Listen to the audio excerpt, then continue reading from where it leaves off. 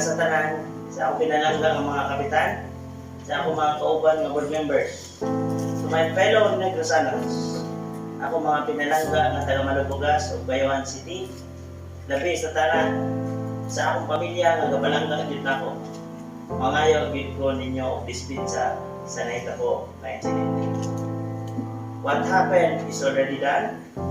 Whatever the exchange of words where I was wrong to lay my hands on him.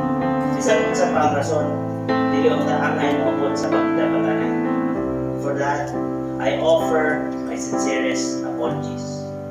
Apologies to all of you here and to the other party concerned. This incident is entirely on me, no one else. No one else. Ako po'y nadawit ani nga insidente, mga ako po'y angay nga matubang niini. I am ready to do so. Kumabot ni sa mga korte, andam kumudawat kung respetar sa ilang desisyon.